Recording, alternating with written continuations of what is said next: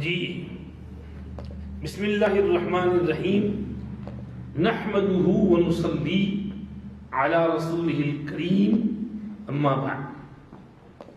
میرے واجب الاحترام دوستو، بزرگوں، معزز ماں اور بہنوں، اللہ کی مہربانی سے رمضان کا مبارک مہینہ ہم کو نصیب ہوا۔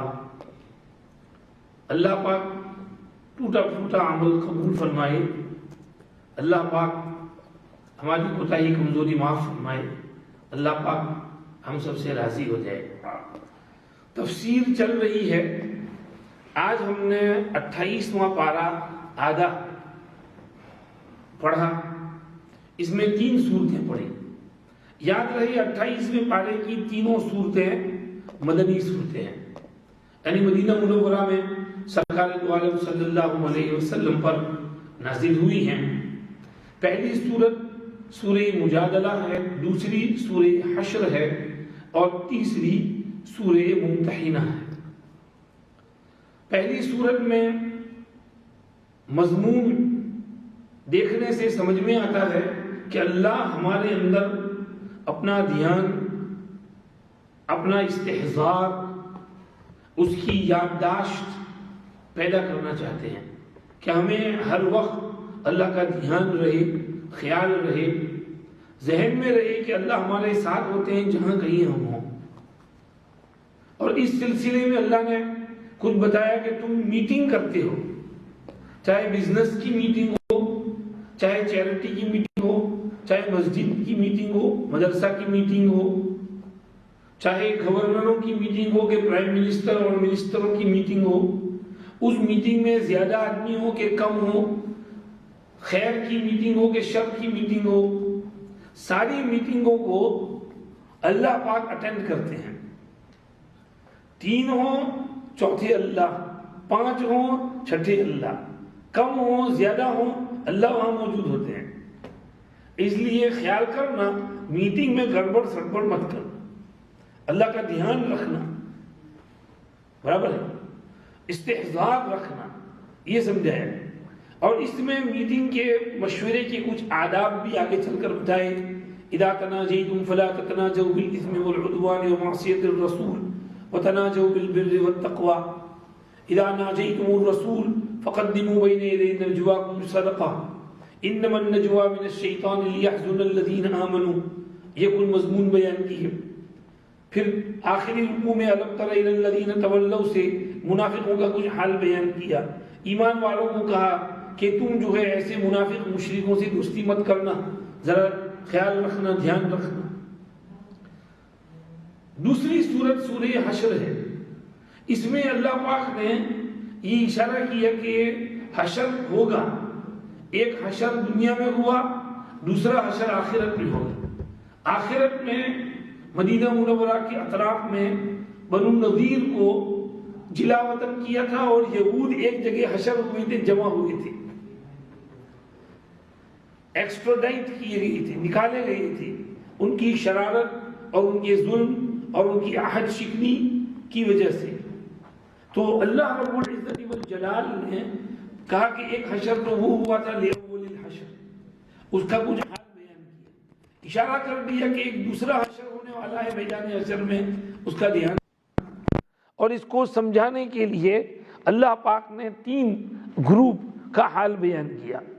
ایک تو یہود اہل کتاب کا، ان کی کچھ شرارتیں، خباثتیں، بدعنوانیاں بیان کی، اور بعد میں الم تر الی الذین نافقوا سے کچھ منافقوں کی شرارتیں بیان کی، اور بیچ میں مومنین مخلصین کا حال بیان کیا، للفقراء المہاجرین اور من المہاجرین والانصار، ان کے کچھ حال بیان کیے کہ ان کے اندر کیا کیا خوبیاں ہیں۔ اور اخیر صورت میں پھر اللہ نے ریمائنڈ کر دیا تقوی کا، آخرت کی استحضار کا، اور اپنی کچھ صفات بیان کر دی سورہ حشر کے اخیر میں، هو اللہ الذی لا الہ الا ہو سے، کہ اس اللہ کا خیال رکھنا، دھیان رکھنا، اس اللہ کو بھولنا نہیں۔ اس سورہ ممتحنہ پڑھی، اس میں ایسا محسوس ہوتا ہے کہ اللہ پاک ہمیں کفار کے ساتھ موالات، ہمدردی کی کچھ لمٹ سمجھا رہے ہیں۔ کن کے ساتھ ہمدردی کر سکتے ہیں، کن کے ساتھ نہیں کر سکتے، اور ہمدردی کی لمٹ کیا ہے، کہاں تک ان کے ساتھ دوستی رکھ سکتے ہیں، کہاں تک نہیں رکھ سکتے۔ شروع ہی سے کہہ دیا کہ اتنی گہری دوستی مت رکھنا کہ تم اپنے ساری راز کی باتیں ان کو بتانا شروع کر دو، سیکرٹ بتانے لگو ان کو۔ اور ابراہیم علیہ السلام اور ان کی قوم سے سبق لینا، انہوں نے کہا تھا انا براء منکم، ہم تم سے بیزار ہیں، ہمارا تمہارا کچھ لینا دینا نہیں۔ پھر اللہ نے کہہ دیا کہ جو لوگ تم سے لڑتے ہیں ان کے ساتھ تو دوستی نہیں کرنی، لیکن جو تم سے نہیں لڑتے ہیں، تمہارے ساتھ اچھا سلوک کرتے ہیں، تو ان کے ساتھ تم بھی اچھا سلوک کرو، وہ بھی تمہارے ساتھ اچھا سلوک کر رہے ہیں، تم بھی ان کے ساتھ اچھی طرح رہو۔ اور الحمدللہ مسلمان عمل کرتے ہیں۔ ہمارے حنیف بھائی سنا رہے تھے ابھی کووڈ-19 کی وجہ سے انڈیا میں بہت پریشان ہیں لوگ، تو مسلمانوں نے ایک کھلانے پلانے کے دسترخوان بچھا دیے، اور مسلم غیر مسلم سارے غریبوں کو کھلا رہے ہیں۔ بعض جگہوں پر تو 10-10 ہزار آدمیوں کا کھانا پکتا ہے، کھلاتے ہیں، اور اللہ دیتے ہیں، اللہ بندوبست کرتے ہیں۔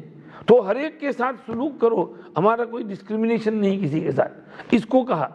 اور اس ذیل میں کچھ ہدایت بیان کی، پیغمبر کا کچھ ادب بیان کیا، پیغمبر کے ہاتھ پر بیعت کرو، عورتیں آئیں بیعت کرنے کے لیے، پیغمبر سے کہا کہ آپ ان کی بیعت لے لو، اور ان کو کچھ ادب سکھاؤ کہ بھئی اس طرح کی کلمات کہو بیعت کے، بیعت ہو جاؤ، اس میں تمہارا فائدہ ہے۔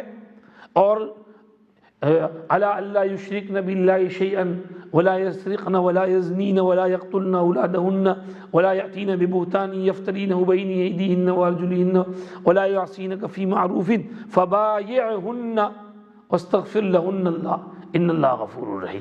آخر میں پھر کہہ دیا ایمان والو، کافروں کے ساتھ بہت گہری دوستی مت کرو، ان پر تو خدا کا غضب ہوا ہے، وہ تو اب نا امید ہو گئے ہیں، اب ان کے ساتھ گہری دوستی کرنا یہ درست نہیں ہے۔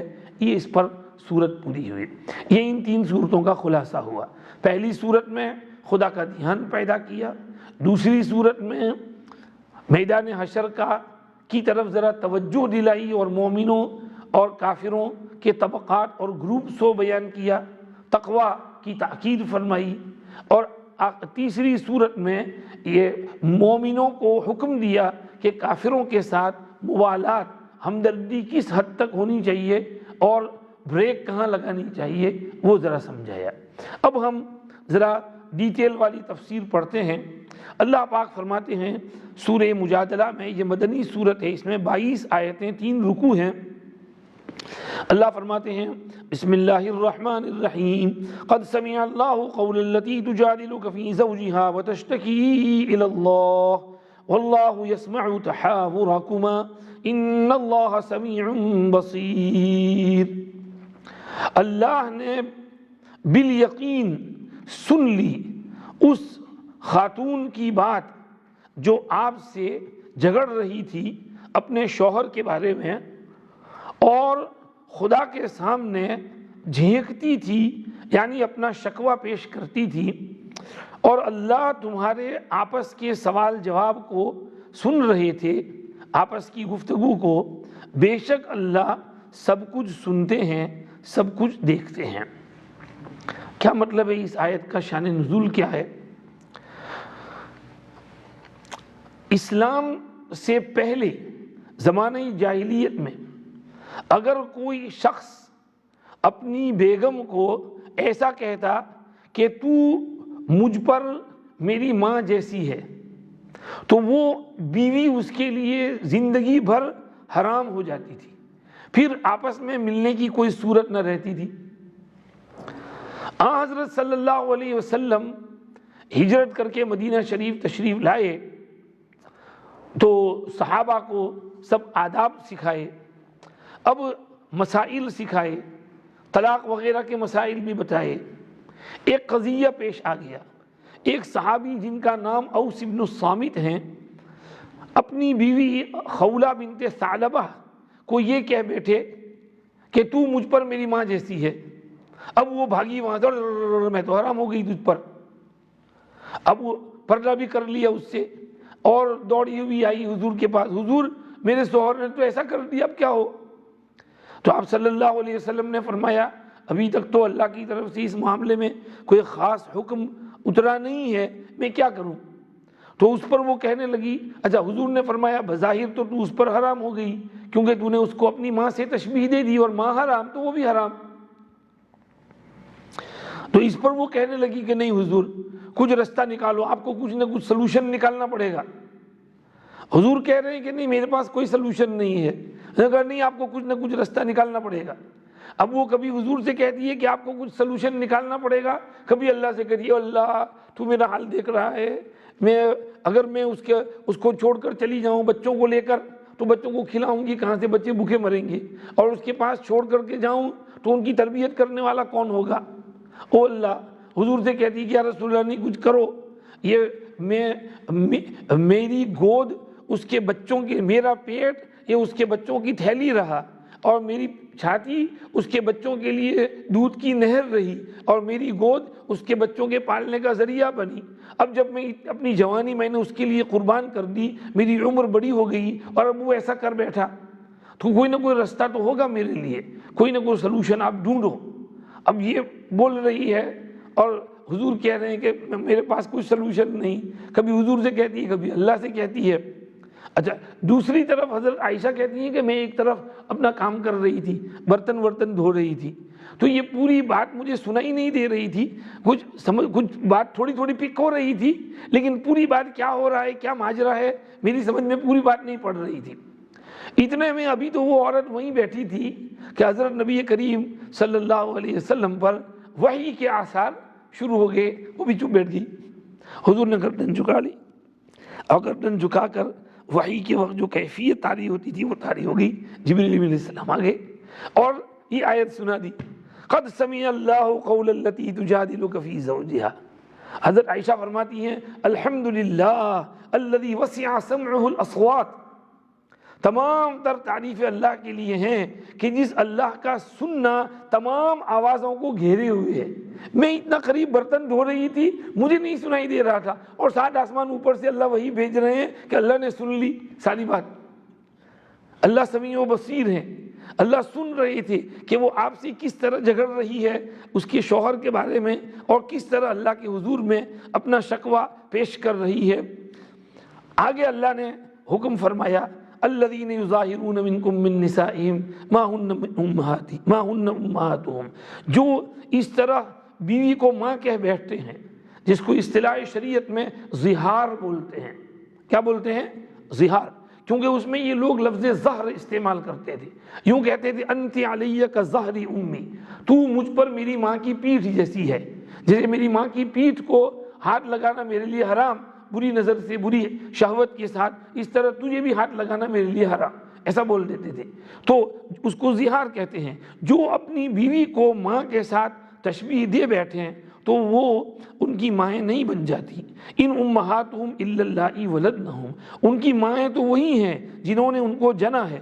وانہم لیقولون منکرا من القول وزورا، اور بے شک وہ بولتے ہیں ایک ناپسند بات اور جھوٹی بات۔ اللہ کو یہ جملہ پسند بھی نہیں ہے اور یہ جھوٹ بھی ہے کہ بیوی ماں کیسے بنے گی، تو ناپسند بات بولتے ہیں، جھوٹی بات بولتے ہیں۔ چلو کوئی نہیں، ان اللہ لعفو غفور، اللہ معاف کرنے والا ہے، بخشنے والا ہے۔ نئے نئے مسلمان ہیں، پرانی جاہلیت کی عادتیں ہیں، کچھ نہیں، اللہ نے معاف کر دیا ان کو۔ وہ اس کی وجہ سے بول دیا بیچارے اوس بن الصامت نے۔ آگے سلوشن بتایا، والذین یظاہرون من نسائہم، جو لوگ اپنی بیویوں کو ماں جیسی کہہ بیٹھتے ہیں پھر وہ واپس لینا چاہتے ہیں جو انہوں نے کہا تھا، تو ان کو چاہیے کہ یا تو ایک غلام کو آزاد کریں ایک دوسرے کو ہاتھ لگانے سے پہلے، اس کی تم کو نصیحت کی جاتی ہے، اللہ تمہارے عمل سے خبردار ہے۔ پھر جو غلام نہ پائے تو 2 مہینے کے مسلسل روزے رکھے اس سے پہلے کہ آپس میں ایک دوسرے کو ہاتھ لگائیں۔ پھر جو 2 مہینے کے مسلسل روزے رکھنے پر قدرت نہ رکھے تو 60 مسکین کو کھانا کھلا دے، یہ اس لیے تاکہ تم اللہ اور اس کے رسول پر ایمان لے آؤ، اور یہ اللہ کی باندھی ہوئی حدود اور لمٹس ہیں، اور جو اللہ کی حدود اور لمٹس کا انکار کرے گا تو ایسے انکار کرنے والوں کے لیے دردناک عذاب ہے۔ اللہ نے سلوشن پیش کر دیا، اس کو کہا کہ جاؤ تمہارے شوہر کو کہو کہ یا تو یہ غلام آزاد کرے، یا 2 مہینے کی مسلسل روزے رکھ لے، یا پھر 60 مسکین کو کھانا کھلا دے۔ جب یہ کفارہ ادا ہو گیا پھر تو اس کے لیے حلال ہو جائے گی اور واپس اس کے ساتھ رہ سکتی ہے۔ تو یہ چیز ہو گئی، اور زہار کا کفارہ اللہ نے نازل فرما دیا، اور جدائیگی نہیں ہوگی اور کفارہ دے کر کے ساتھ رہ سکتے ہیں۔ ایک دفعہ کینیڈا میں اس کی تفسیر کی، دوسرے دن ظہر میں ایک بوڑھے چاچا پریشان، مولوی صاحب ایک بات پوچھوانی ہے، کالے تمہیں کی ہوں مولوی صاحب، یا وہ ماں کے لیے تو حرام تھی جائے بھی، ارے ہمارا گھر میں ڈوسی نے بڑا پوچھنا نانی کی، تو وہ بھی انہیں نانی کے لیے بولا ہوں کہ نانی ادھر آؤ، نانی پانی لاؤ، نانی کھانا دو، تو وہ تو مجھ پہ حرام ہو گئی۔ میں نے کہا چاچا فکر مت کرو، وہ تم نے جو اس کو نانی کہا تھا تو تمہارا مطلب یہ تھا کہ تمہاری نانی، یا تمہارا مطلب یہ بچوں کی نانی؟ کہ نہیں میں نے بچوں کی نانی۔ میں نے کہا پھر تمہاری نانی کیسے ہو گئی؟ تو انہوں نے بچوں کی نانی کہا تھا۔ اور تو عمر صاحب جزاک اللہ، شکریہ عمر صاحب۔ تو یہ کبھی غلط فہمی بھی ہو جاتی ہے۔ تو یہ تو اس وقت جب اس کو قصداً و ارادتاً اپنے اوپر حرام کرنے کی نیت سے کہے کہ تم مجھ پر حرام ہے جس طرح میری ماں حرام ہے، یہ بول دے تو اس کو زہار کہیں گے۔ آپ نے تو ایسا تو نہیں کہا تھا۔ خیر، یہ زہار کا مسئلہ بیان کیا، اس میں فقہی مسئلے بہت نکلتے ہیں، وہ اپنی جگہ آئیں گے۔ آگے اللہ پاک اپنے بیان فرماتے ہیں ان الذین یحادون اللہ ورسولہ کبتوا کما کبت الذین من قبلہم، بے شک جو لوگ اللہ رسول کی مخالفت کرتے ہیں تو وہ ذلیل کیے گئے جیسے ان سے پہلے ذلیل کیے گئے۔ ہم نے تو واضح نشانیاں اتار دی ہیں، اور کفر کرنے والوں کے لیے تو رسوا کن عذاب ہے۔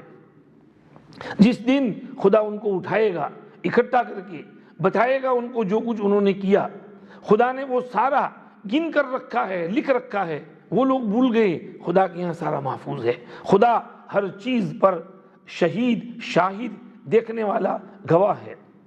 ارے تم جانتے نہیں کہ خدا جانتا ہے جو کچھ آسمانوں میں ہے، جو کچھ زمین میں ہے۔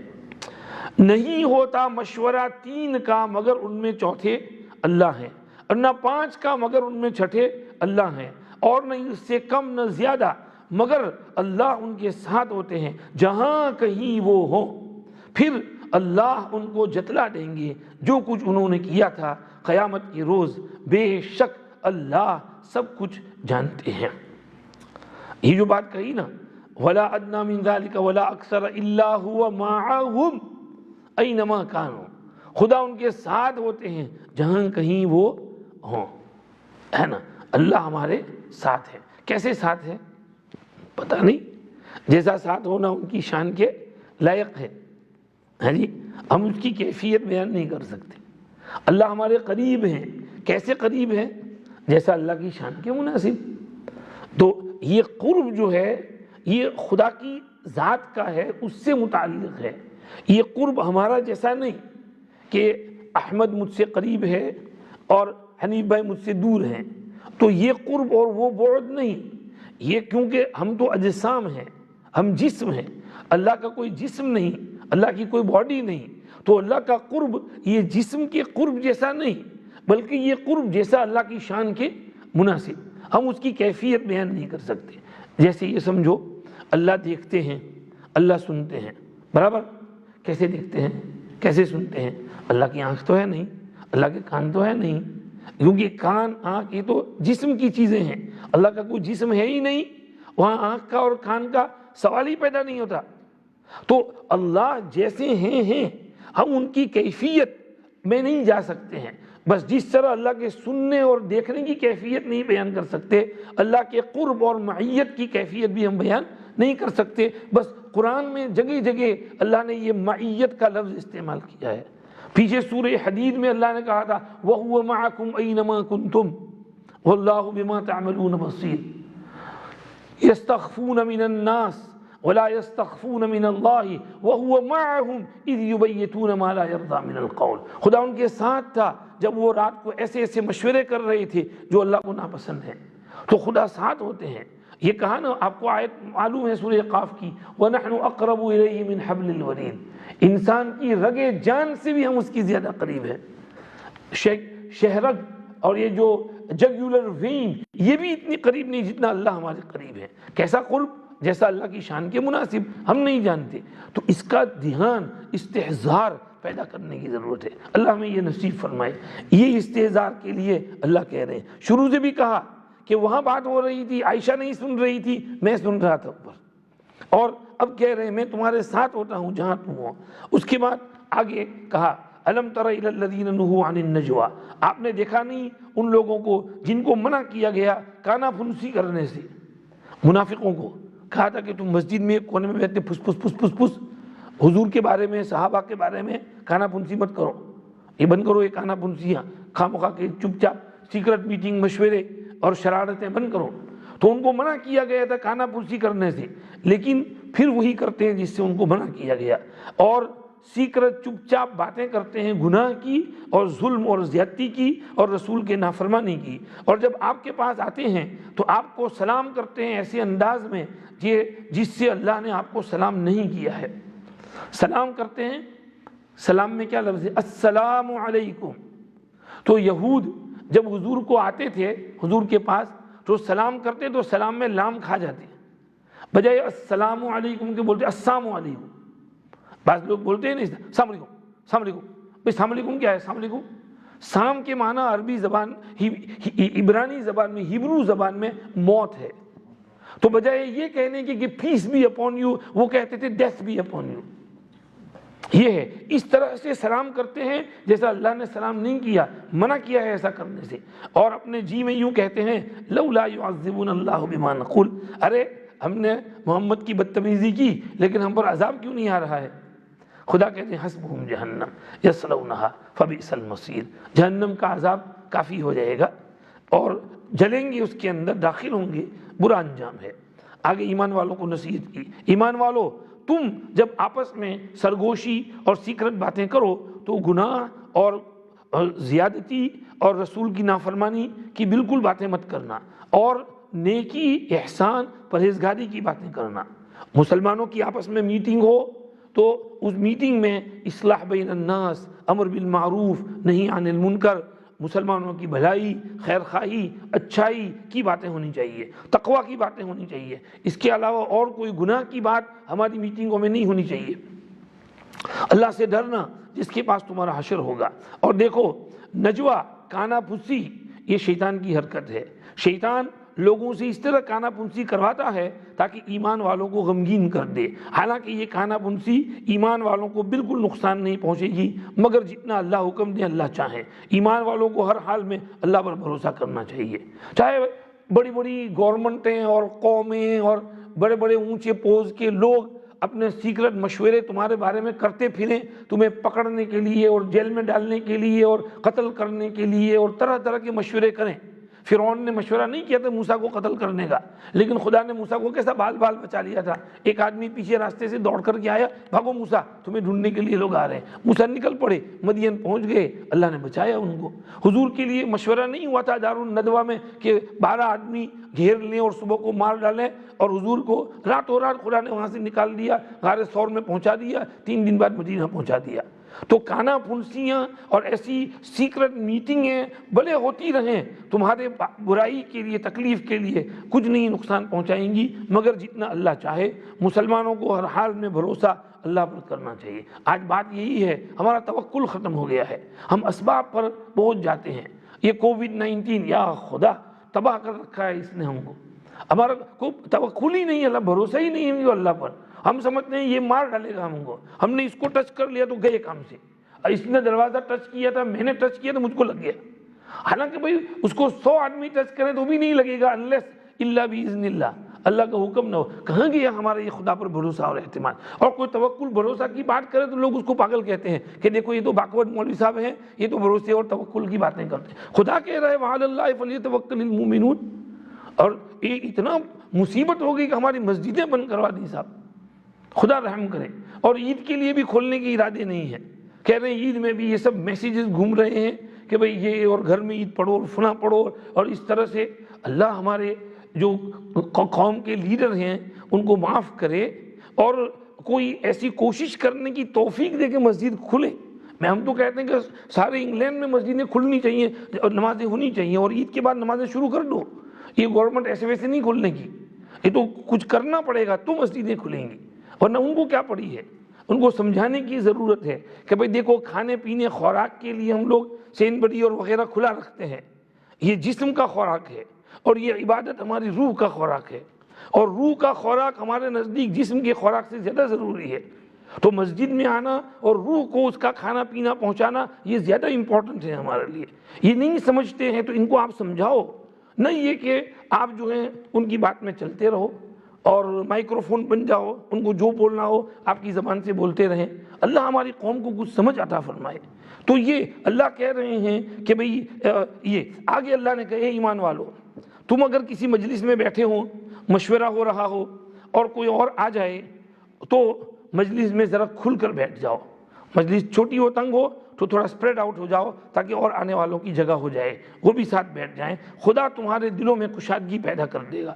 ایک دوسرے کا ادب کرو، یہ ادب مجلس کا ہے. حضور بیٹھے ہوئے تھے، ایک صحابی آ گئے، حضور حرکت کی، ہلے تو کسی نے کہا حضور آپ کو ہلنے کی ضرورت نہیں، یہاں جگہ ہے.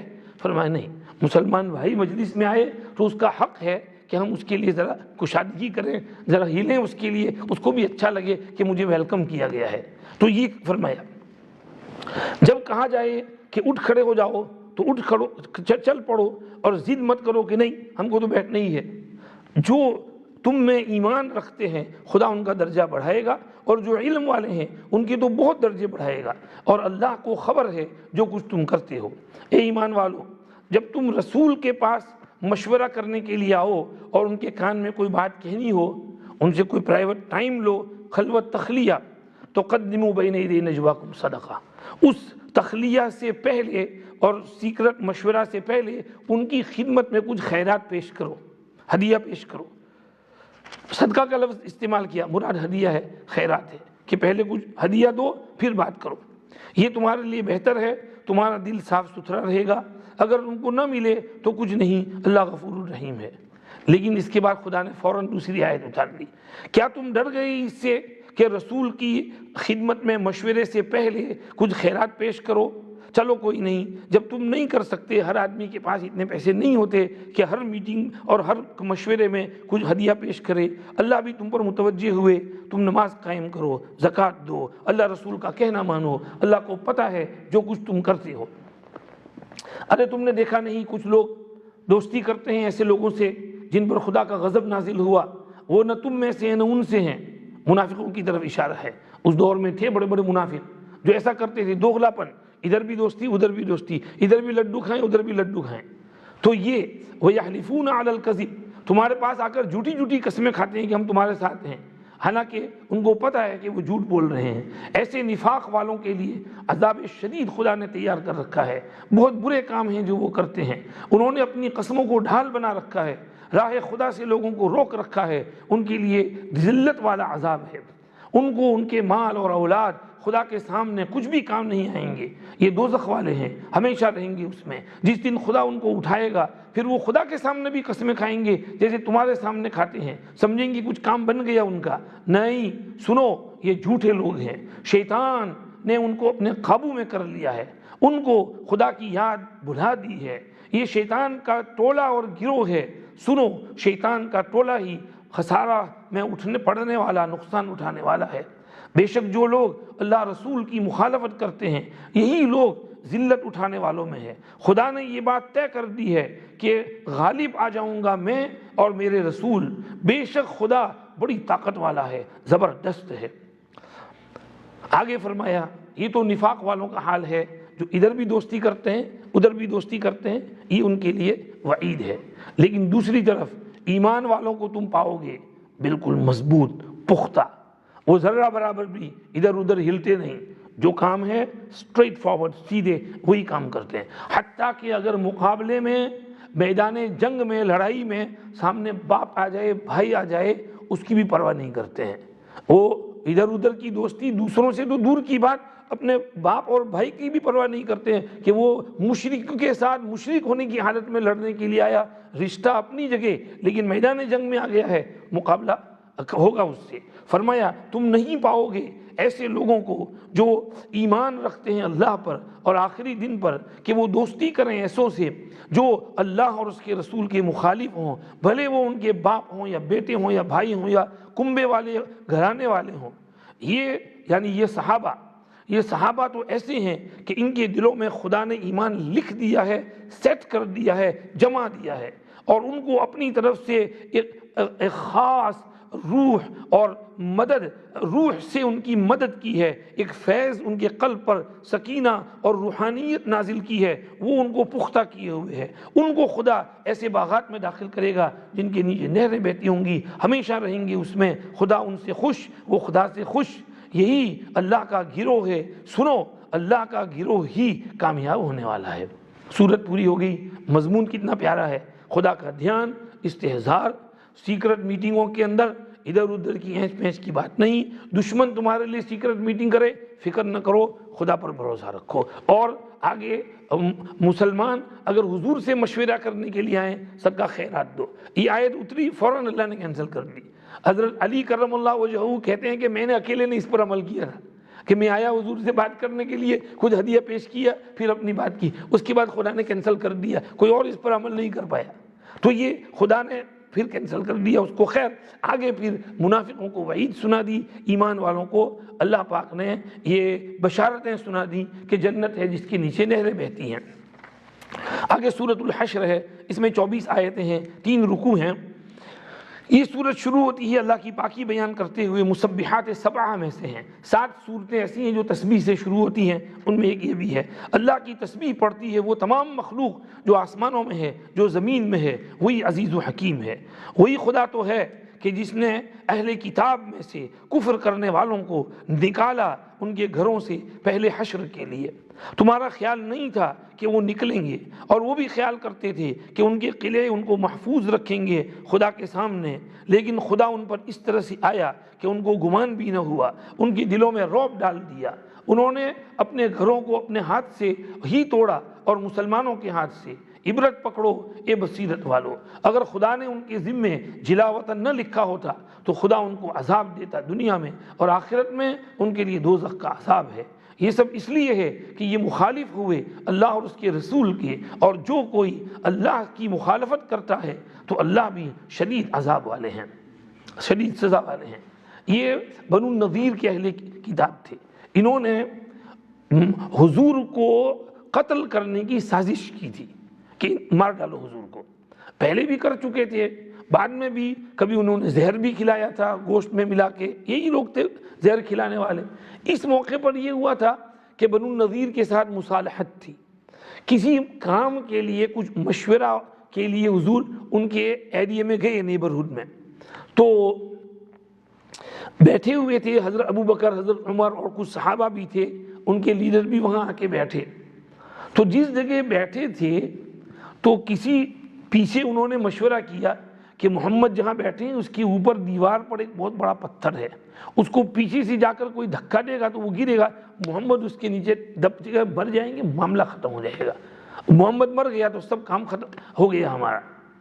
تو جبریل امین علیہ السلام فوراً آئے، ابھی تو کوئی آدمی پیچھے سے جا کر یہ شرارت کرے اس سے پہلے حضور کو اطلاع دی، حضور فوراً جھٹ سے اٹھے، وہ بات ادھوری رہ گئی، جھٹ سے اٹھے، وہاں سے آئے اور آ کر کے صحابہ سے کہا کہ انہوں نے یہ سازش کی تھی، ان کے ارادے تھے، ویسے بھی یہ پہلے معاہدے توڑ چکے تھے، حضور کے ساتھ معاہدہ تھا اور مکے جا کر مشرکوں کو بھڑکاتے تھے اور غزوہ احد میں ان کو لے کر کے آئے تھے لڑائی کرانے کے لیے۔ حالانکہ ادھر معاہدہ ہمارے ساتھ اگریمنٹ تھا، لیکن اس الائنس کو بریک کر کے انہوں نے باک اسٹیبنگ کی کوشش کی تھی۔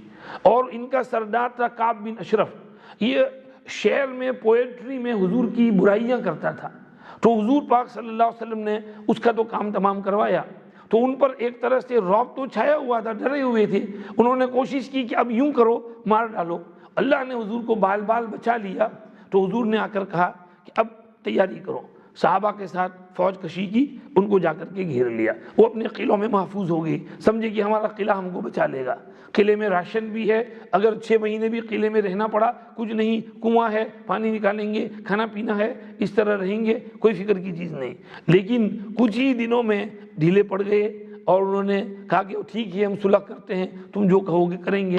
تو اس پر پھر مصالحت میں یہ بات ہوئی کہ ٹھیک ہے تم لوگ، ہم تم کو کچھ نہیں کریں گے، یہاں سے تم چلے جاؤ۔ مدینہ کے اطراف میں ان کا رہنا رسکی تھا، تھریٹ تھا، تو اس تھریٹ کو ایلیمینیٹ کرنے کے لیے ان کو ایکسٹراڈائٹ کیا، اور ایکسٹراڈائٹ کرنا درست تھا کیونکہ انہوں نے معاہدہ توڑا تھا، اور جو معاہدہ توڑے، ٹریزن کرے، اس کو تو قتل بھی کر سکتے ہیں۔ یہ تو حضور نے رحم کیا، اللہ اسی لیے کہتے ہیں کہ اگر جلاوطنی نہ لکھی ہوتی تو ان کو خدا خوب عذاب دیتا دنیا میں ہی، لیکن دنیا میں عذاب نہیں دیا، صرف ایکسٹراڈائٹ کر۔ وہ نکل گئے، ان کو کہا کہ تم جاؤ، اور ان کو کہا تم اپنا سامان لے جا سکتے ہو، ہمیں کچھ نہیں چاہیے تمہارا، جتنا ایک آدمی کے لیے ایک اونٹ جتنا سامان اٹھا سکے اتنا لے جاؤ، اس سے زیادہ نہیں، باقی یہاں چھوڑ جاؤ۔ اور تو انہوں نے سب اونٹ پر لاد دیا، pots and pans and spoons and cups and plates and سب کچھ جتنا لیا، سونا اور چاندی اور زیور سب لے کر کے بھاگے، اور جو پیچھے بچا تھا وہ توڑ کر کے گئے، اور تاکہ کوئی اس کو یوز نہ کر سکے۔ حتیٰ کہ گھروں کے دروازوں کی فریمیں بھی توڑ دی اور دروازے بھی توڑ دیے تاکہ اس میں رہ نہ سکے۔ حضور نے کہا کچھ نہیں، جانے دو، وہ نکل گئے، اور خیبر جا کر کے رہے 70 کلومیٹر دور، لیکن وہاں بھی سیدھے نہیں رہے، وہاں سے بھی ان کی شرارتیں چالو رہی۔ تو اس وقت جو ان کو نکالا تھا، اور پوری فوج یہاں سے ان کی بنو نذیر کا قبیلہ ایک جگہ جو جمع ہوا تھا بھاگ کر کے، اس کو یہاں پر بیان کیا لأول الحشر، یہ پہلا حشر ہے۔ آخری حشر تو کہاں ہوگا؟ میدان حشر میں، جب سب قبر سے نکلیں گے اور آئیں گے تو وہ آخری حشر ہوگا، لیکن اس سے پہلے یہ حشر ان کا ہوا تھا، وہ بیان کیا۔ آگے پھر ما افاء اللہ علی رسولہ، کچھ ما قطعتم من لینۃ، مال غنیمت کے کچھ مسائل بیان کیے، اور اس کے ذیل میں للفقراء المہاجرین الذین اخرجوا من دیارہم، مال غنیمت ان کو دیا جائے، فقراء مہاجرین جن کو ان کے گھروں سے نکال دیا گیا تھا اللہ کے رضا ڈھونڈنے کے لیے اور فضل الہی ڈھونڈنے کے لیے، یہ سچے لوگ ہیں، اور یہ انصار کے لیے جو مہاجرین سے محبت کرتے ہیں، اور جو ان کے بعد آئے، جو کہتے ہیں ربنا اغفر لنا ولاخواننا الذین سبقونا بالایمان ولا تجعل فی قلوبنا غلا للذین آمنوا ربنا انک رؤوف رحیم، ان کے لیے ہم لوگ بعد میں آئے ہیں، تو ہم لوگوں کو کیا بولنا پڑے گا؟ ربنا اغفر لنا ولاخواننا الذین سبقونا بالایمان۔ حضرت عائشہ کہا کرتی تھی کہ میرے پیارے، بعد والوں کو حکم دیا گیا تھا کہ پہلوں کے لیے دعائے مغفرت کریں، لیکن افسوس کہ انہوں نے ان کو گالیاں دینی شروع کر دی۔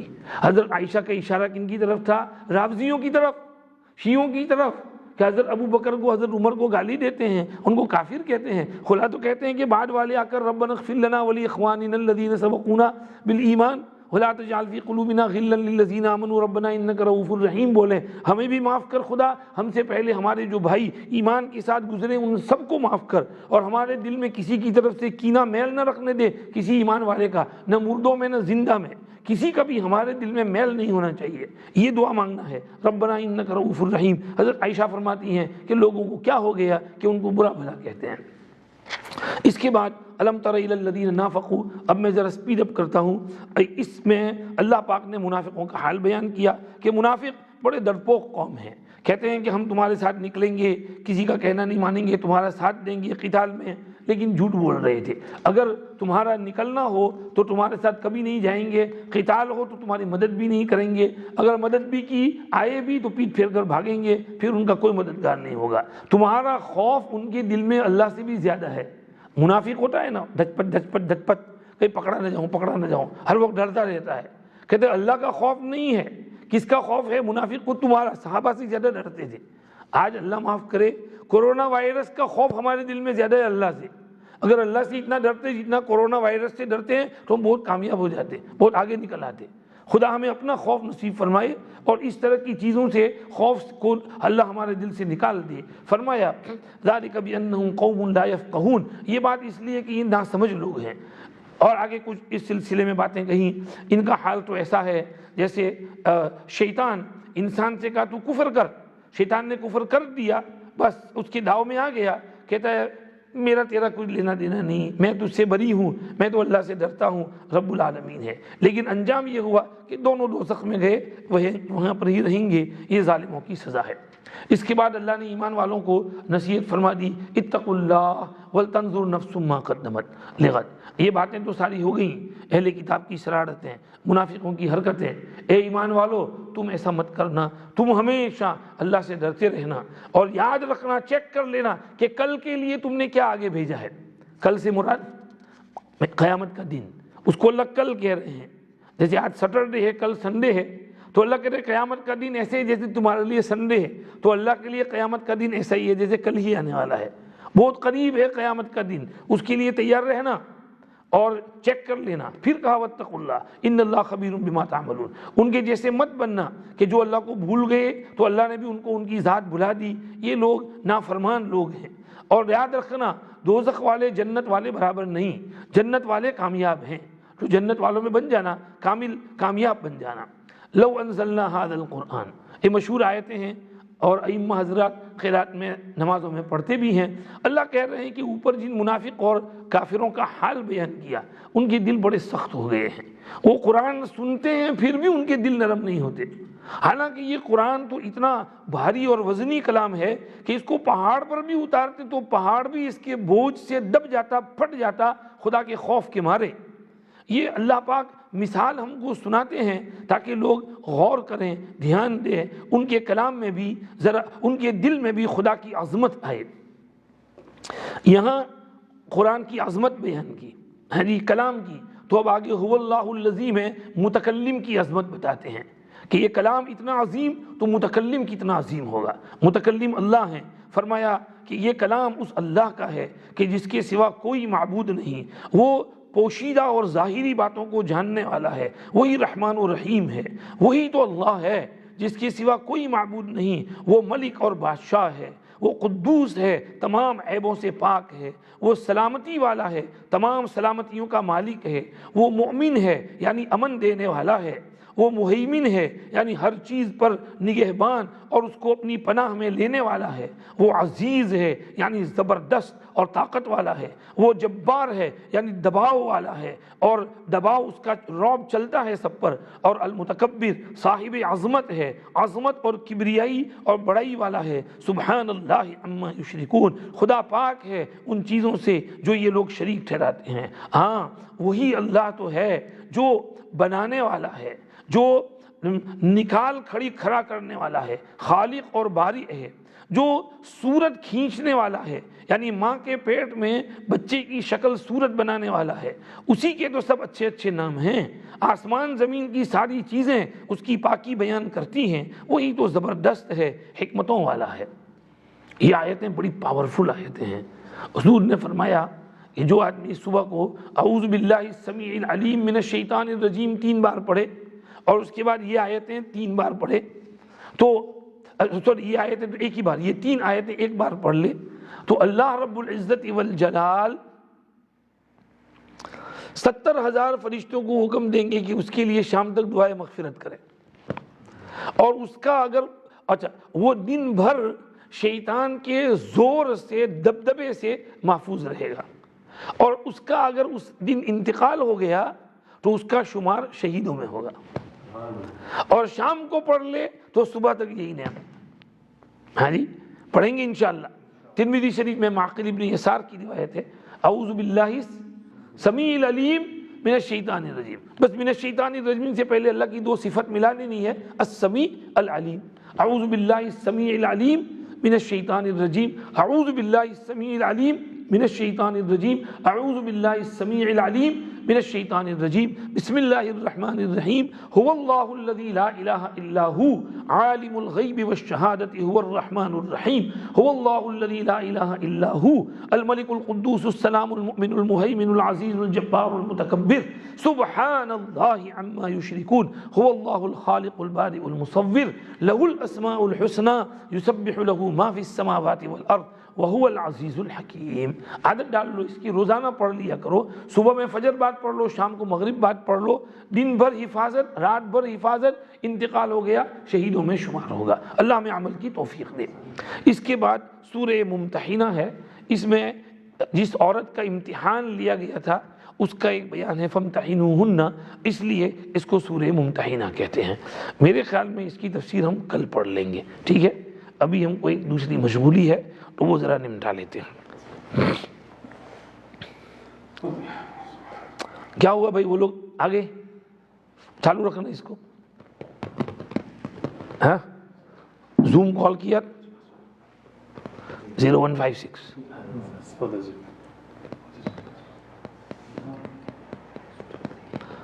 اچھا بھائی تم ایسا کرو، جب اس کا کال آئے تو مجھے کہنا، میں وہاں تک چالو رکھتا ہوں، ٹھیک ہے؟ مجھے اشارہ کر دو. چلو بھائی تھوڑا سا کر ہی لیتے ہیں اس کی تفسیر. سورہ ممتحنہ، اس کے شان نزول کو سمجھ لیجئے. مکہ مکرمہ کی فتح کا قصہ تو میں نے تھوڑا سا اشارہ کر دیا تھا آپ کو.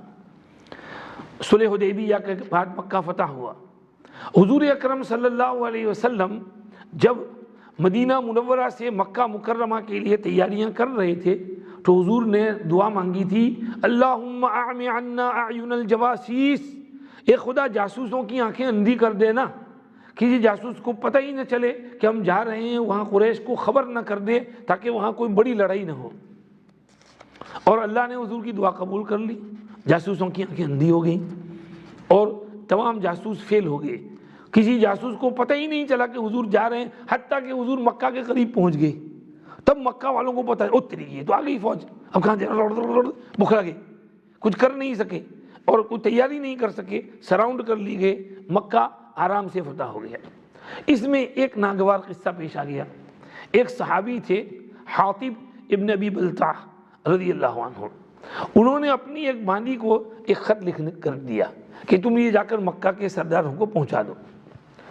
اس خط میں لکھا تھا، من حاطب ابن ابی بلتع الى اہل مکہ فإن رسول اللہ صلی اللہ علیہ وسلم یأتیکم ولو جاءکم وحدہ لنصرہ اللہ. اس طرح کے کچھ الفاظ لکھے کہ رسول اللہ تمہارے پاس آ رہے ہیں، قسم خدا کی اگر رسول اللہ لشکر لیے بغیر اکیلے بھی آ جائیں تو اللہ ان کو فتح نصیب کریں گے. اس میں انہوں نے کوئی ٹائمنگ وائمنگ، کوئی ڈیٹیل، کوئی تفاصیل کچھ نہیں لکھا تھا، صرف یہ خط لکھ کر اس کو دیا. وہ باندھی چل دی یہاں سے مکہ مکرمہ کی طرف اکیلی. اللہ نے بذریعہ وحی حضور کو اطلاع دے دی کہ ایک واقعہ پیش آیا ہے. حضور نے جلدی سے حضرت علی، حضرت مقداد بن اسود اور ایک دو اور صحابہ کو بلایا کہ تم جلدی سے گھوڑے دوڑاؤ، روضہ خاخ پر پہنچو، وہاں تمہیں ایک عورت ملے گی، اس کے پاس ایک خط ہے، وہ خط لے آؤ، اس کو بھی پکڑ کے لے آؤ. یہ لوگ گئے، دوڑائے گھوڑے، دوڑاتے دوڑاتے دوڑاتے دوڑاتے وہاں پہنچے. جب وہاں پہنچے تو وہ عورت وہاں تھی جیسے حضور نے کہا تھا ملی. اس کو کہا کہ خط لاؤ، اس نے میرے پاس کوئی خط نہیں ہے.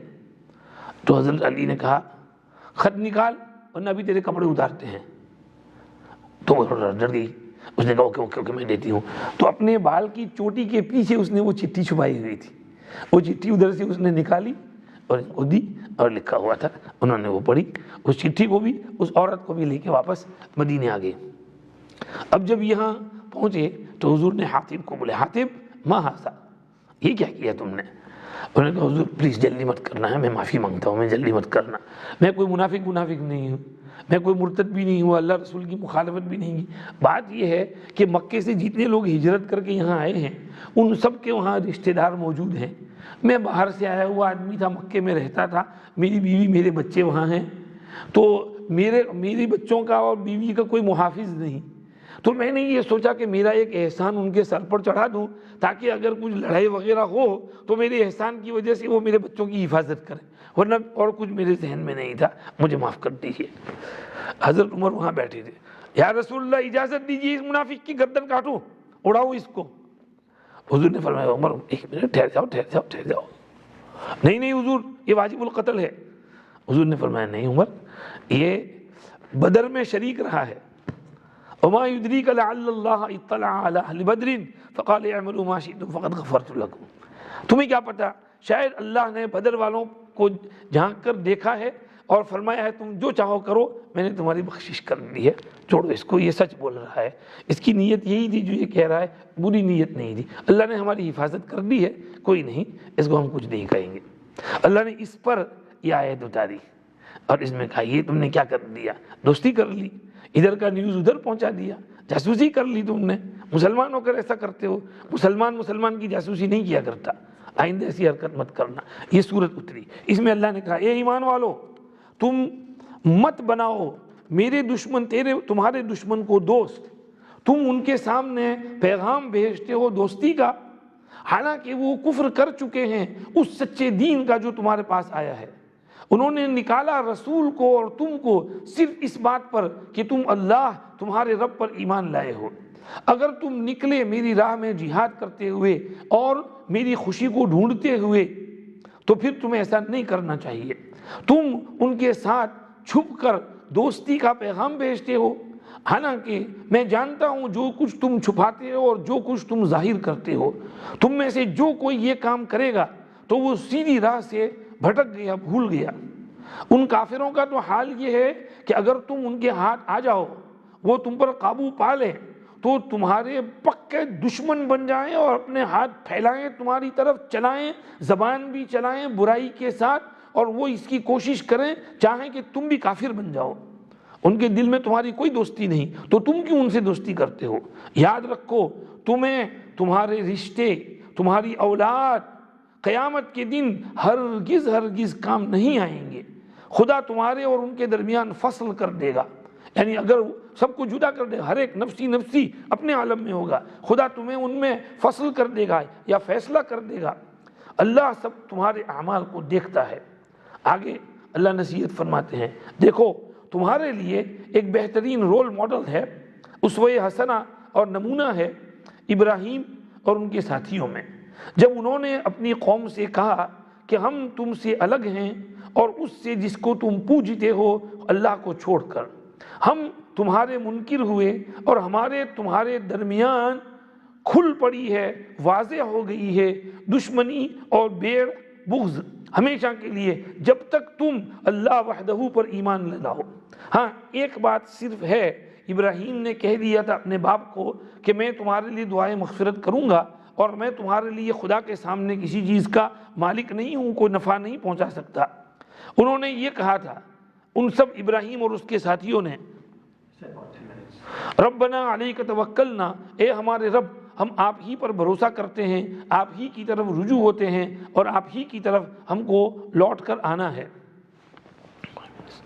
5 منٹس بول دو، 5 منٹس۔ اے ہمارے رب ہم کو کفر کرنے والوں کے لیے جھانچ اور فتنہ مت بنانا، ٹیسٹ مت بنانا، اور ہماری مغفرت کر دینا ہے ہمارے رب، بے شک آپ عزیز و حکیم ہیں۔ یقیناً تمہارے لیے بہترین نمونہ ہے ان میں، یہ اس شخص کے لیے ہے جو اللہ اور آخری دن سے امید رکھتا ہو، اور جو کوئی پیٹ پھیر کر بھاگے تو اللہ بھی بے پرواہ ہے، قابل تعریف ہے، اللہ کو کسی کی ضرورت نہیں ہے۔ ممکن ہے کہ اللہ تمہارے اور جن سے تمہاری دشمنی ہوئی ہے ان میں دوستی کرا دے، اللہ سب کچھ کر سکتا ہے، اللہ غفور الرحیم ہے۔ اب اللہ تھوڑے نرم ہوئے کہ جن سے تمہاری دشمنی ہے مکہ والے، ہو سکتا ہے اللہ تمہاری ان کی دوستی کرا دے۔ چنانچہ فتح مکہ کے بعد دوستی ہوئی، بہت سے وہ جو ازلی دشمن تھے فتح مکہ سے پہلے، وہ فتح مکہ کے بعد مسلمان ہوئے، جیسے ابو جہل کا بیٹا اکرمہ، جیسے امیہ ابن خلف کا بیٹا صفوان ابن امیہ، ایسے بڑے بڑے ازلی دشمن یہ مسلمان ہو گئے۔ تو ہو سکتا ہے اللہ تمہاری ان کی دوستی کرا دے، اس لیے یہ کوئی ہمیشہ کی بات نہیں ہے، صبر سے کام لو، ہمت سے کام لو، یہ اللہ نے کہا۔ اللہ نے کہا اللہ تمہیں منع نہیں کرتا ان لوگوں سے جو تم سے لڑتے نہیں ہیں دین پر، اور جنہوں نے تم کو نکالا نہیں تمہارے گھروں سے، کہ تم ان کے ساتھ بھلائی کرو، اچھا سلوک کرو اور انصاف کے ساتھ پیش آؤ، بے شک اللہ انصاف کرنے والوں سے محبت کرتے ہیں۔ ہاں جی، دیکھو ہم بھی اس ملک میں آئے ہیں تو انہوں نے ہمارے ساتھ بھلائی کا سلوک کیا ہے، تو اللہ ہم کو نہیں کہتا کہ ہم ان کو جا کر ماریں، ان کے ساتھ تو انصاف کرنا ہے، ان پر احسان کرنا ہے، اچھا سلوک کرنا ہے۔ اور الحمدللہ ہماری مسلم چیریٹی نے ابھی کووڈ-19 میں کتنے اچھے سلوک کیے، اور انہوں نے جا کر کے کھانا پینا تقسیم کیا اور مدد کی، ادھر مدد ادھر مدد، ادھر مدد ادھر مدد، کتنے خوش ہیں یہ لوگ جو اپریشیٹ کرتے ہیں، وہ خوش ہیں ہماری چیریٹیوں کے کام سے اور ان کی امداد سے۔ تو یہ اس میں تو شریعت تو کہتی ہے کہ کرو ان کی امداد، اچھا سلوک کرو۔ ہاں اللہ تمہیں منع کرتا ہے ان لوگوں سے جنہوں نے تم سے لڑائی کی ہے دین کے خاطر، اور جنہوں نے تم کو نکال بھگایا تمہارے گھروں سے، یعنی ہجرت کرنے پر مجبور کیا، مکہ سے نکال دیا، اور جو تمہارے نکالنے میں ان کے معاون ہوئے اور شریک ہوئے، تو اللہ منع کرتا ہے کہ ان سے دوستی مت کرنا، جو ان سے دوستی کرے گا وہی ظالم لوگ ہیں۔ بس یہ نصیحت ہو گئی، سمجھا دیا نا کن سے دوستی کرنی ہے کن سے نہیں کرنی ہے، اور کتنی لمٹ ہے دوستی کی اور کتنی نہیں ہے۔ لمٹ یہ ہے کہ دوستی پیار محبت، بر اور اقساط اور انصاف، لمٹ اس کو کراس کر کے اپنی سیکرٹ اور راز کی باتیں ان کو بتانا نہ، یہ نہیں، یہ لمٹ کراس کرنا ہے۔ اپنی جو راز کی باتیں ہیں، پرسنل چیزیں ہیں، وہ تو گھر میں بھی پرسنل رکھنا چاہیے، وہ تو گھر کے پڑوسی کو بھی نہیں بتانا چاہیے، بھلے وہ مسلمان کیوں نہ ہو۔ اپنے گھر کی بات گھر میں ہونی چاہیے۔ فرمایا اپنے گھر کی بات گھر میں رکھو، نہ دوسروں کو کیوں اپنی راز کی باتیں بتاتے ہو، یہ اللہ نے نصیحت کی۔ آگے پھر یا ایھا الذین آمنوا اذا جاءکم المؤمنات مہاجرات فامتحنوہن، ایمان والی عورتیں تمہارے پاس ہجرت کر کے آئیں تو ان کا امتحان لے لو۔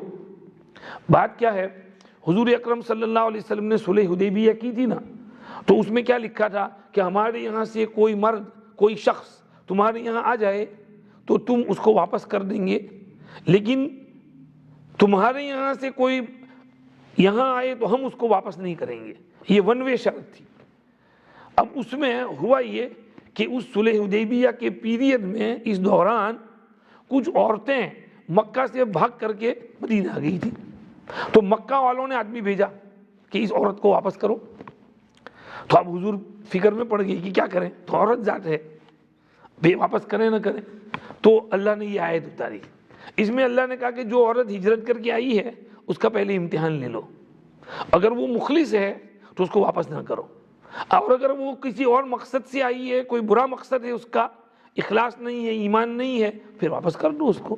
کیونکہ وہ جو کنڈیشن تھا اس میں لکھا تھا اللہ یأتیک منا رجل الا رددتہ الینا، اس میں رجل کا لفظ تھا، تو رجل کے معنی مرد، عورت اس میں شامل نہیں تھی اس کانٹریکٹ میں، تو عورتوں کو واپس کرنا ضروری نہیں تھا، عورتوں کو ہم رکھنا چاہے تو رکھ سکتے تھے، اس میں تو شرط میں مرد لکھا ہوا تھا، تو ہم نے شرط کی مخالفت نہیں کی، کوئی اگریمنٹ کانٹریکٹ نہیں توڑا ہے، اگریمنٹ کا ہم نے لحاظ رکھا ہے۔ تو عورتیں تو بیچاری ایک کی دکھی دو چار عورتیں آئی ہوں گی، مرد زیادہ آتے تھے تو حضور ان کو واپس کر دیتے تھے۔ ابو بصیر کا قصہ ہوا تھا، وہ آئے تھے مکہ چھوڑ کر، تو مدینہ میں ابھی کچھ دن ہوئے تھے کہ وہاں سے دو آدمی ان کو لینے کے لیے آ گئے کہ محمد آپ کا اگریمنٹ، ابو بصیر بھاگ کر کے آئے، واپس بھیجو۔ حضور نے بلایا ابو بصیر کو کہ ابو بصیر جاؤ آپ ان کے ساتھ۔ انہوں نے کہا حضور میں بڑی مصیبت سے بھاگ کر آیا ہوں، میں کیا کروں، ہمارا اگریمنٹ ہے، آپ کو جانا پڑے گا۔ انہوں نے کہا ٹھیک ہے چلو، ان کے ساتھ چل دیے۔ اب راستے میں ایک جگہ پڑاؤ ڈالے ہوئے تھے تو باتیں کرنے لگے، کیونکہ وہ سب مکے والے ہی ہیں، ساتھ ساتھ بڑے ہوئے ہیں۔ تو دیکھا کہ ایک ان میں سے بڑا شیخی بگاڑنے والا ہے، اس کو کہا یار تیری تلوار بڑی بڑھیا ہے۔ اس نے کہا بڑی بڑھیا ہے، چمکدار ہے، تیز ہے، میں نے اس کو فلاں پر بھی آزمایا، فلاں میدان میں آزمایا، فلاں میدان میں آزمایا۔ ابو بصیر نے کہا واہ ویری بیوٹیفل، ویری نائس، میں دیکھ سکتا ہوں۔ اس نے پکڑا دی، انہوں نے لی تاڑ دے کے اسی کو مارا، ختم۔ اب وہ جو دوسرا آدمی تھا وہ بھاگا، بجائے مکہ بھاگنے کے مدینہ بھاگا، مدینہ قریب تھا، بھاگتا بھاگتا بھاگتا مدینے میں آیا، حضور کی مجلس محفل لگی ہوئی تھی، وہ دوڑتا ہوا مسجد میں داخل ہوا۔ حضور نے کہا یہ آدمی بڑا گھبرایا ہوا ہے۔ وہ آیا قتل واللہ صاحبی وانی المقتول، میرا ساتھی تو مار دیا گیا اور میں بھی مرنے والا ہوں۔ اتنے میں پیچھے سے ابو بصیر آئے، انہوں نے کہا یا رسول اللہ آپ نے اپنا وعدہ پورا کر دیا تھا، اب میرا جو کچھ ہوا وہ ہوا ہے، آپ کا اگریمنٹ تو پورا کر دیا آپ نے۔ حضور نے کہا ویل امہ مثقال حرب، ارے خدا کرے اس کو کوئی سمجھائے، یہ تو لڑائی بھڑکائے گا، میں نہیں چاہتا کہ لڑائی ہو۔ حضور نے اس کو کہا اس کو چھوڑ دو، اس آدمی کو، اس کو کہا بھائی تم جاؤ یہاں سے۔ ابو بصیر سمجھ گئے کہ بھئی حضور نے یہ جملہ جو کہا ہے کہ لڑائی بھڑکانے والا ہے، تو اگر مکے سے کوئی اور لینے کے لیے واپس مجھے آیا تو حضور مجھے واپس بھیج دیں گے اور پھر مکے والے مجھے مار ہی ڈالیں گے۔ تو انہوں نے خیر اسی میں سمجھی کہ مدینہ چھوڑ کر ایک تیسری جگہ چلے جائیں، تو مدینہ سے وہ نکل گئے اور ساحل بحر پر، سمندری کنارے پر جا کر کے ایک جگہ انہوں نے وہ بنا لی۔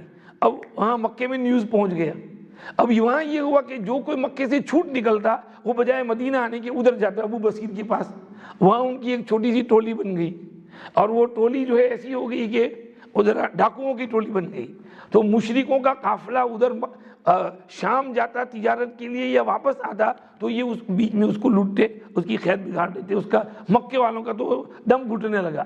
انہوں نے کہا بھائی یہ جو ہمارا کلوز تھا نا اس کو ختم کر دو اور محمد کو کہہ دو کہ بھائی تم ان کو بلا لو، کم سے کم ہمارے قافلے تو چین سے آ سکیں جا سکیں۔ تو انہوں نے پیغام بھیجا، حضور نے کہا ٹھیک ہے، تم خود جب کہہ رہے ہو، حضور نے خط لکھا ادھر ابو بصیر کو کہ ابو بصیر اللہ نے تمہارے لیے راستہ کھول دیا ہے، اب تم اپنے ساتھیوں کے ساتھ مدینے آ جاؤ، چھوڑ دو ادھر۔ اب اس وقت جب حضور کا خط پہنچا ہے تو ابو بصیر کی آخری گھڑی تھی سکرات، انہوں نے وہ خط لیا، پڑھا، بوسہ دیا، اپنی چھاتی پہ رکھا، حضور کا خط آ گیا ہے، حضور مجھ سے راضی ہیں، خوشی ہیں، بس وہ خط ان کی چھاتی پہ رکھا ہوا تھا اور انہوں نے دم توڑا، ان کا انتقال ہو گیا، ساتھیوں نے ان کو وہاں دفن کیا اور باقی ساتھی مدینے آ گئے اور یہ کلوز ختم ہو گیا۔ تو یہ بخاری شریف کی روایت ہے، اس میں یہ سمجھایا ہے۔ تو 2 منٹس اوکے، یہ سمجھیے اس میں ہے کہ ایمان والی عورتیں ہجرت کر کے آئیں تو ان کو چیک کر لو، اللہ کو پتہ ہے ان کا ایمان، اگر واقعی ہجرت والی ہوں تو ان کو واپس مت بھیجنا، کچھ مسائل بیان کیے۔ پھر یا ایھا النبی اذا جاءک المؤمنات یبایعنک، ایمان اے پیغمبر، مومن عورتیں آپ کے پاس بیعت کرنے کے لیے آئیں اور بیعت میں یہ کہیں کہ شرک نہیں کرو گی، چوری نہیں کرو گی، زنا نہیں کرو گی، اور بچوں کو قتل نہیں کرو گی، اور جھوٹی تہمت نہیں لگاؤ گی، اور نیک کام میں تمہاری پیغمبر کی نافرمانی نہیں کریں گی، فبایعہن، بیعت کر لو ان کو، اور ان کے لیے واستغفر لہن اللہ، اللہ سے گناہ بخشوانے کی دعا کرو کہ اللہ ان بیویوں کو معاف کر دو، بے شک اللہ غفور الرحیم ہے۔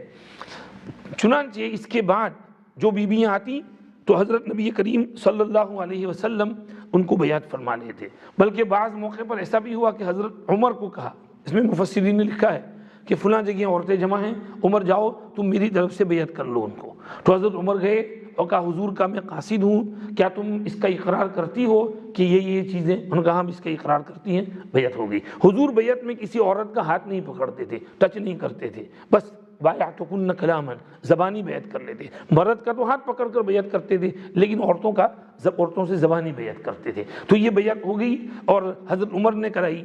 ہمارے حضرت بھی، مجھے پہلے مدینۃ العلوم میں عورتوں کا جلسہ ہوتا تو مجھے بھیجتے بیعت کرانے کے لیے، تو میں وہاں بیعت کے کلمات مائک پر کہلواتا، ذرا 5 منٹ اسپیچ دے کر کے پھر بیعت کروا دیتا، تو بہت سی عورتیں اس وقت ہمارے ذریعے سے حضرت کی ہاتھ پر بیعت ہوئی تھی۔ تو یہ عورتوں کی بیعت کا اس میں تذکرہ ہے۔ پھر آگے کہہ دیا ایمان والو تم ایسے لوگوں سے دوستی مت کرنا، گہری دوستی جن پر خدا کا بھی غضب ہوا اور وہ آخرت سے اس طرح نا امید ہو چکے ہیں جیسے قبر والے کافر نا امید ہو چکے ہیں۔ قبر میں جو کافر پہنچ گیا اب اس کا تو ایمان لانے کا سوال پیدا نہیں ہوتا نا، وہ تو مایوس ہو گیا ہے۔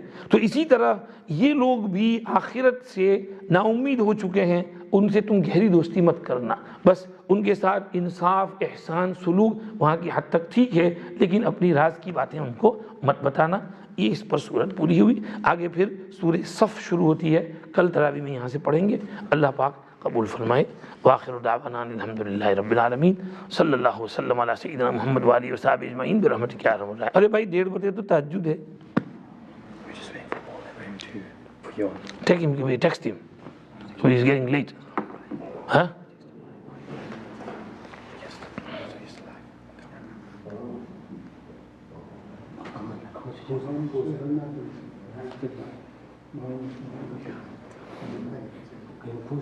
ہاں اس کو بند کر دو، اس کی ضرورت نہیں۔